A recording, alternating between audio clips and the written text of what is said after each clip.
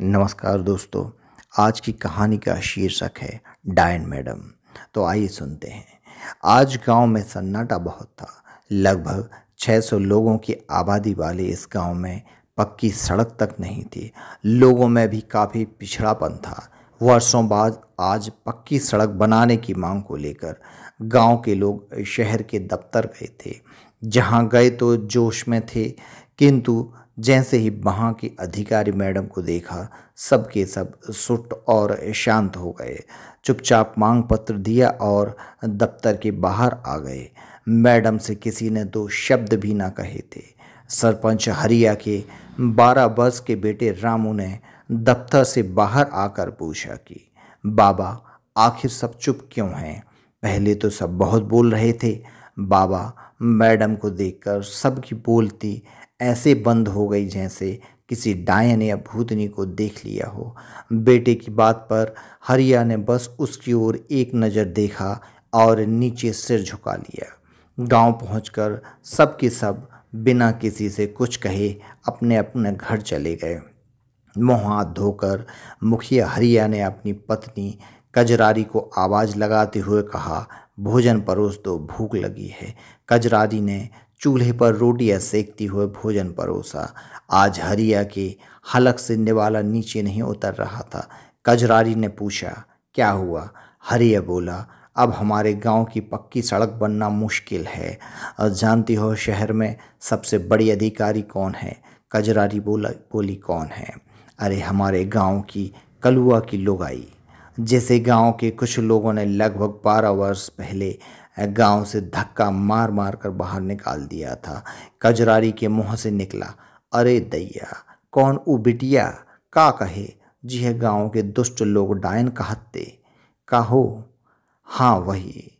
तुम्हें याद है कजरारी, जब वो कलुआ की यहाँ ब्याह के आई थी, कितनी सुंदर और संस्कारी थी।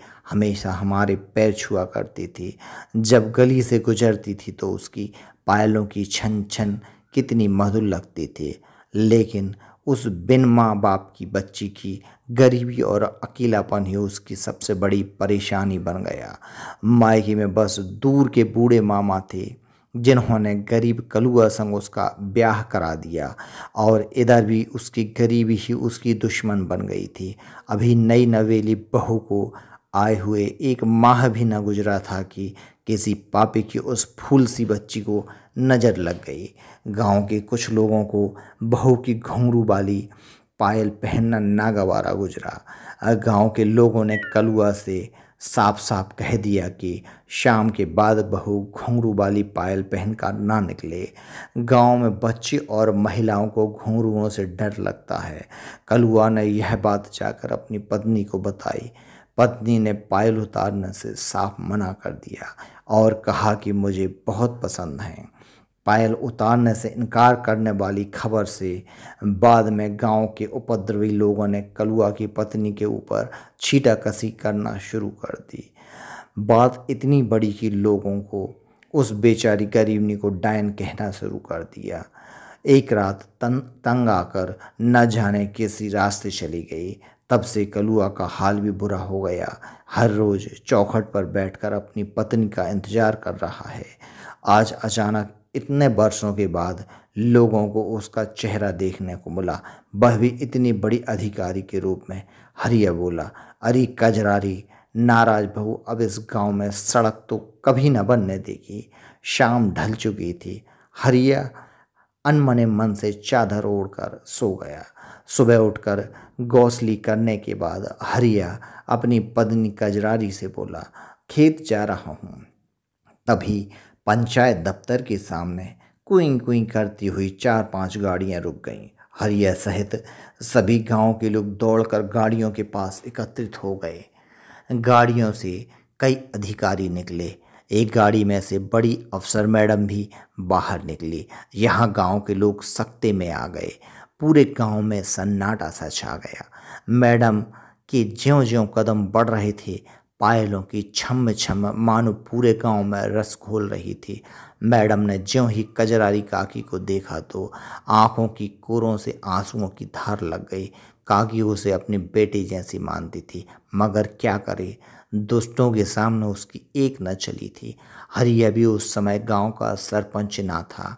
मैडम अपनी कजरारी काकी से 12 बरस बाद मिल रही थी। पैर छूकर काकी के गले से लिपट गई मैडम। काकी ने भी खूब स्नेह किया। रोती हुई बोली, बेटी इतने बरस कहाँ थे? कलुआ की पत्नी बोली, यहाँ से जाने के बाद अपनी सहेली के पास गई थी, जहाँ उसने रहने की व्यवस्था कर दी थी। दूसरों के घरों में झाड़ू बर्तन काम कर कुछ पैसे कमाने लगी थी और वहीं अपनी पढ़ाई पूरी की। बस एक ही जिद थी कि कुछ बन जाऊं, तभी अपने घर वापस जाऊंगी। और इसी जिद में समय कब गुजर गया पता ही ना चला। काकी मैडम की नज़रें अब चारों ओर थीं, किंतु उसे कलुआ कहीं नजर नहीं आ रहा था। मैडम अब अपने घर जा रही थी और उसकी पायलें छम छम कर रही थीं, जिन्हें तब मैडम की पायलों की आवाज़ डराती थी, अब सब पीछे पीछे चल रही थी। कलुआ अपने घर के द्वार पर बैठा उसका इंतजार कर रहा था। कलुआ अपनी पत्नी को देखकर बच्चों की तरह जोर जोर से रोने लगा। मैडम बोली, बस अब हमारा वनवास खत्म हुआ, हम हमेशा साथ रहेंगे। उसके बाद मैडम ने गांव घूमने की इच्छा जताई।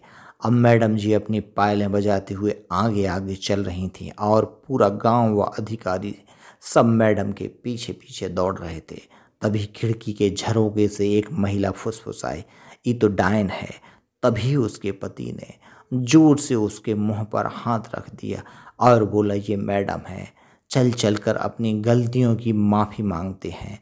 जिसने कलुआ की पत्नी को बदनाम किया था, अब सब मैडम के चरणों में थे। मैडम जी ने भी सबको माफ़ कर दिया। मैडम हरिया से बोली, काका आपने जो सड़क की मांग रखी थी वो मंजूर हो गई है। अब कुछ ही दिनों में यहाँ सड़क बन जाएगी और साथ ही गांव में स्कूल भी बनाया जाएगा। शिक्षा के उजाले से ही ज्ञान का विकास होता है और कुरीतियाँ भी दूर होती हैं। मैडम को बैठने कुर्सी लाई गई। गांव के लोगों ने अब कलुआ को भी बड़े आदर के साथ उसके असली नाम कल्याण भाई साहब कहकर संबोधित करना शुरू कर दिया।